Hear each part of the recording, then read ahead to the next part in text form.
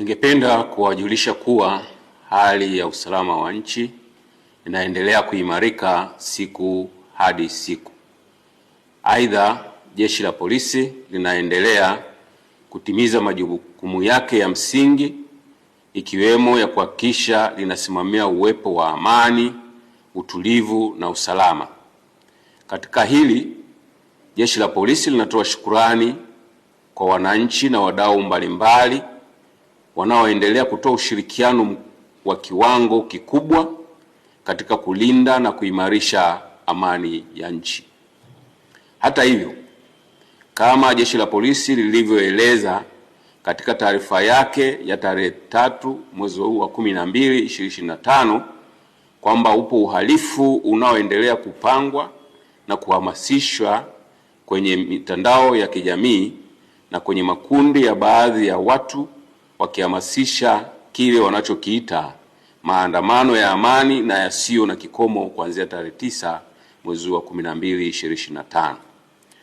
Jeshi la Polisi kwa kushirikiana na vyombo vingine vya ulinzi na usalama vinaendelea kuchukua hatua stahiki dhidi ya uhalifu huo unaopangwa, hivi wananchi msiwe na hofu.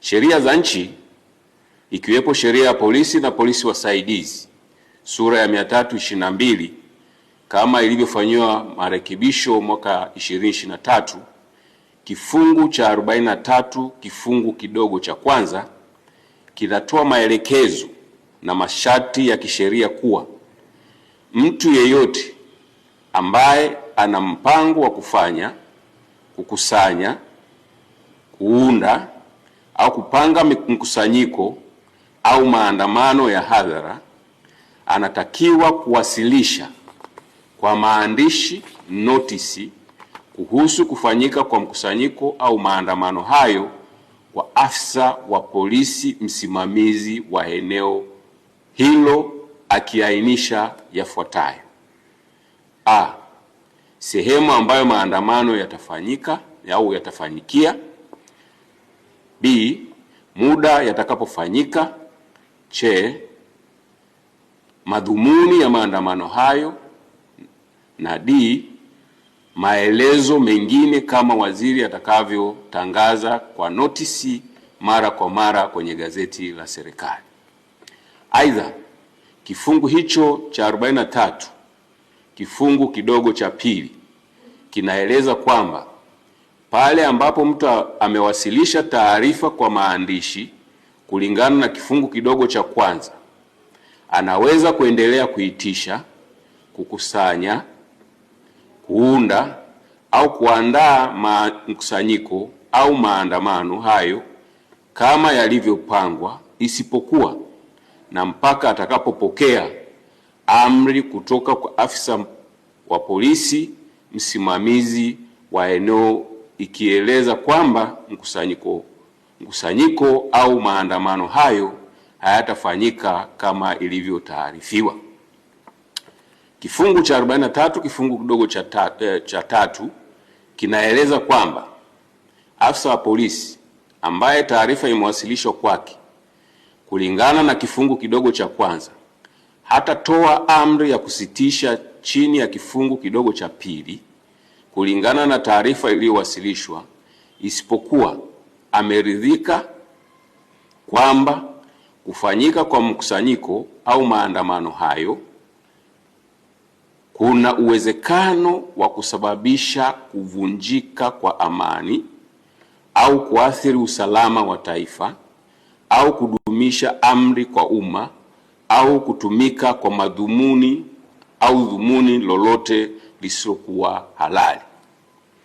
Kulingana na ufuatiliaji wa kina uliofanywa na unaoendelea kufanywa kwenye mitandao ya kijamii na kwa watu mbalimbali, na mbinu zinazohamasishwa zitumike kuanzia siku hiyo ya maandamano ya tarehe 9 Disemba 2025 kama ilivyoelezwa katika taarifa ya Jeshi la Polisi ya Disemba 3 2025 kuwa wanahamasisha kufanya yafuatayo: siku hiyo ya maandamano yasiyo na kikomo, yani tarehe 9 mwezi wa Disemba 2025, wanaelekezana ambaye hajui kutumia silaha na hajapitia mafunzo siku hiyo asishike silaha, wawaachie waliopata mafunzo ya matumizi ya silaha, kwa maana rahisi watu hawa wanazo silaha za kutimiza lengo ambalo wamekusudia. 2. Kupitia mitandao na klabu mbalimbali za mtandaoni wanahamasishana wahakikishe hakuna shughuli yoyote itakayokuwa inaendelea. 3. Pia wahakikishe wanaharibu na kuchoma moto minara yote ya mawasiliano ili nchi nzima ikose mawasiliano. 4. Wanahamasishana wahakikishe bandari ya Dar es Salaam haifanyi kazi, kwani watafunga barabara zote za kuingia na kutoka bandarini. 5. Siku hiyo na kuendelea wanahamasishana wafunge barabara zote za kuingia na kutoka katika mipaka yote ili kuhakikisha hakuna anayetoka au kuingia nchini. 6. Wanahamasishana kama vijana wakapore mali za watu kwa sababu wanacho kisingizio kuwa wana njaa. 7. Uhamasishaji huo umekwenda mbali zaidi kwa kuhamasisha siku hiyo waende pia kwenye mahospitali ili kuzuia huduma kwa wagonjwa zisitolewe, kwani wakifanya hivyo nchi itasimama. 8. Pia wanahamasishana kuwa watahakikisha wanawafuata popote walipo watumishi wa serikali ili wawadhuru.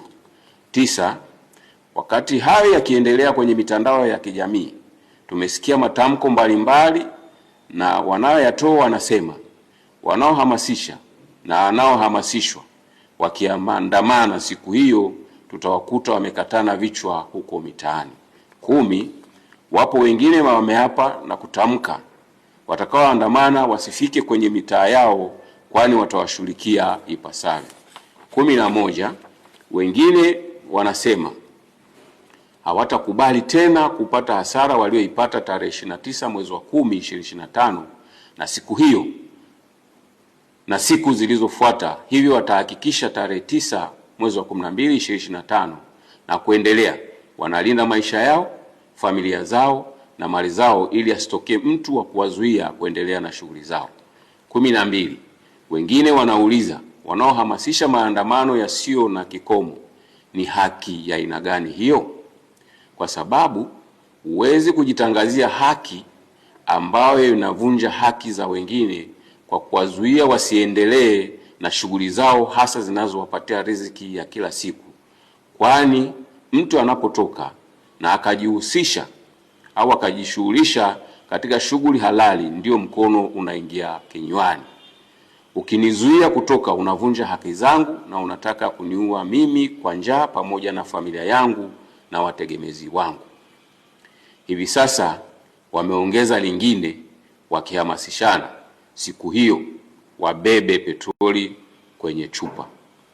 Hivyo kulingana na sheria ya polisi na polisi wasaidizi inayotoa maelekezo na masharti ya kufanya, kukusanya, kuunda au kufanya mkusanyiko au maandamano, na kutokana na mbinu za kihalifu ambazo zimebainika wakihamasishana kuzitumia kuanzia tarehe 9 Disemba 2025, maandamano hayo yanayopewa jina la maandamano ya amani na yasiyo na kikomo yamekosa sifa za kisheria za kuyaruhusu kufanyika, na kwa kuwa yametangazwa kufanyika nchi nzima na wanaohamasisha hawana anwani maalum zaidi ya kuona namba nyingi za simu za mataifa ya nje ya Tanzania na za ndani ya Tanzania,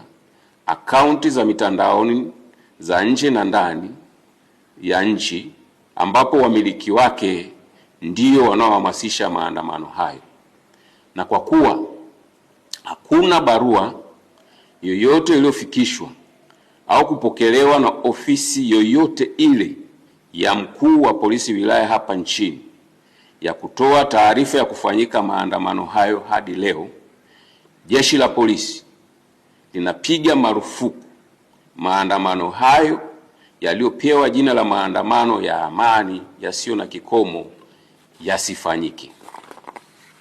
Hivyo, Jeshi la Polisi linatoa wito kwa Watanzania na wasio Watanzania ambao wapo ndani ya nchi wayakatae yanayohamasishwa, waendelee kuyakemea na wasishiriki.